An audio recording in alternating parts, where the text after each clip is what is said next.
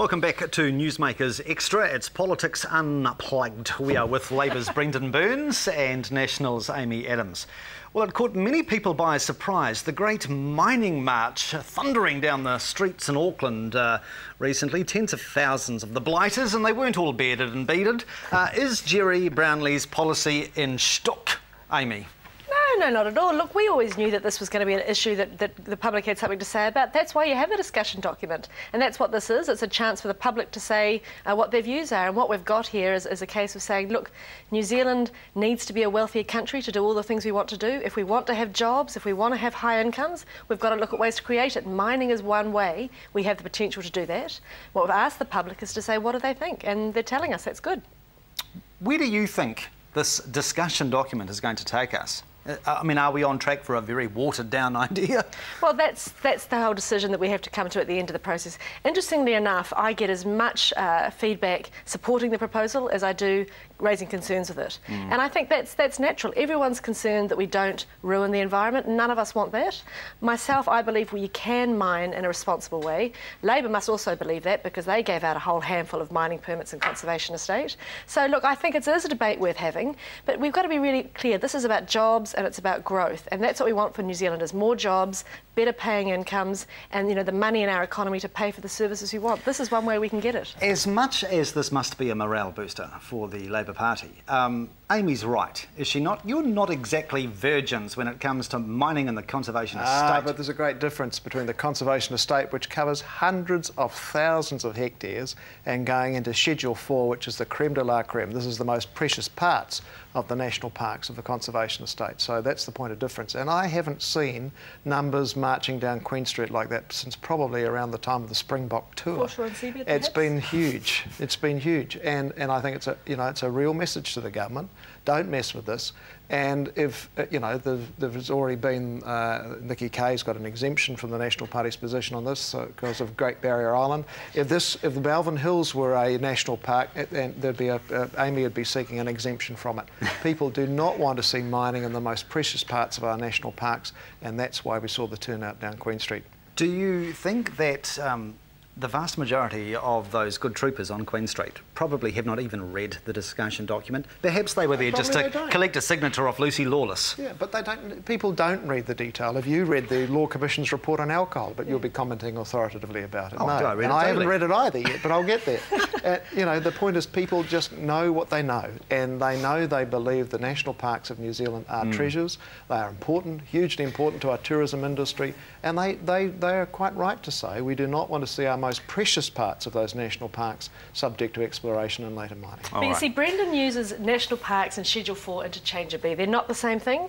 And you could ask them about Pike River coal, which they allowed, which goes right under Schedule 4 land. So they're playing some pretty fine lines around this stuff. They're quite happy to grant the stuff when it suits them. Now that they're in opposition, they're trying to find reasons not to like it. Schedule 4 are the most precious parts of the national park, and we did not mine in those areas. You did. Do you accept that Pike River coal mine does go underground into Yes, it does. I think there are two shafts into the national park. Okay. So. What a violation that is. That's appalling.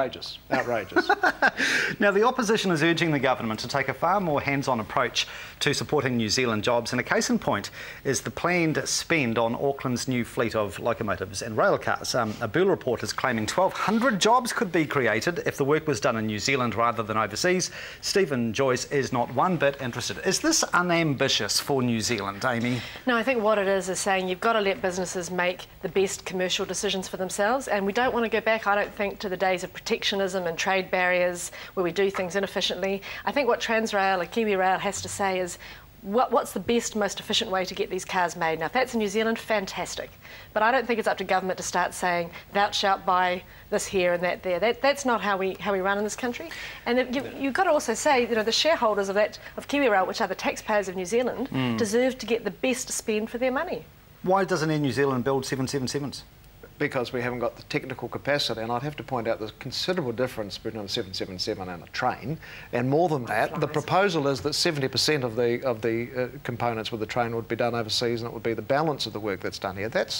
We can do that. A lot of these people are skilled tradespeople. They've shown that they can refurbish carriages. They've done a fantastic job with some of the units that have been done, give them a chance. This is what we're about. We had a job summit at the beginning of last year saying we really need to focus on creating Kiwi jobs. We've got the cycleway. A lot more than that. But what it's about is government not directing companies where to go. If it can be built in New Zealand and that's the most efficient and the best tender, fantastic. What we're not keen on is government directing businesses how they should carry out their operations. When you call a telco, would you prefer that it was answered by someone in New Zealand? Yes, I would. I'm not going to make them have it in New Zealand, though. Would you happily pay a few cents more on your monthly bill to ensure that it was a New Zealander? Maybe mumbling and gabbling as we can be. Who answers your call? Well, that's a decision that the telco has to make. And look, a lot of people are starting to say, if I can't get any sense out of my call centre, I'm going to change to another company. And that's, you know, that's consumers walking with their feet. And that's fine, but it's a different thing from government mandating that those jobs have to be done here or there or somewhere else. If you were a shareholder in TelstraClear, which is obviously the case in point here, yeah, wouldn't you be expecting the best possible profitability from your company? To hell with wherever the workers happen to live. Well, I don't own any shares in a telco or anything else, but if I did, I'd hope that I'd actually take another position and say, I want to see my country do well, I want to see Kiwis employed in jobs, I actually want to talk to somebody who understands where Ruatoria is or wherever I'm trying to find directions or a number for, and I think we can individually influence those issues. I think you've been on about this issue, Mike. Personal choices are there in terms of, well, we could support a business which does employ New Zealanders and doesn't employ people in a foreign land. That's what we should first be doing, and I think we need to make that message clear to the telcos and in other institutions as well. Then again, unemployment is plunging, so we haven't really got anything to worry about, have we? No, unemployment is not plunging. I mean, we've lost 12,000 jobs in Christchurch in the last year. That's 1,000 jobs a month. There is a reduction in the latest figures, not actually for Christchurch, but nationally, and that takes into account, I think, in large measure, students going back into study because they've, you know, finished the summer period and they're back into study. It's not entirely that, and look, I hope that we are getting some bounce back in the economy. Let's all hope and pray that that is the case. Will you give the government credit if that is the case? Well, if only if I want to take responsibility for the previous rise in unemployment as well.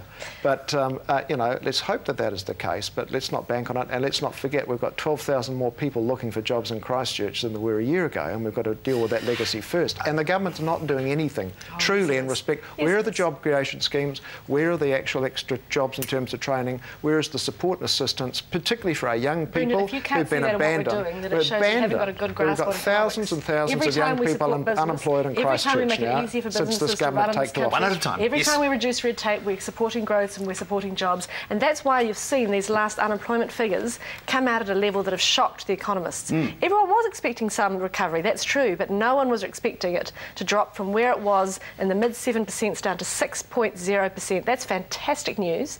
That means there's 22,000 Kiwis back in work who are in the paid workforce. They're not just students going back to school. You can't just explain it away as magic with numbers. Everyone is amazed at the scale of this, and I think it does show a number of things, but part of that is it shows that what the government is doing around supporting businesses, supporting them to create jobs is working, and businesses are now starting to have the confidence to say we can go out and hire some more people, and that's great. But should I be worried if the Social Development Minister cannot explain or understand herself why unemployment has dropped so much? It doesn't give me a lot of confidence in the ministry, does it? No, well, I don't think that's entirely fair, Mike, because, look, jobs at the end of the day are created by businesses, and they're created when businesses feel confident to get ahead, that times ahead are going to be better, that their work is going to grow, and confidence is a nebulous thing. You can't pin it down to a certain mathematical formula. But what we do know, and what this shows us, is that that confidence is on the up. Businesses are saying there are good times ahead, we are through the worst of it, and that's good news. Point of agreement. Businesses do create jobs, absolutely accept that. But what government's role is and should be is to actually make sure that the environment is there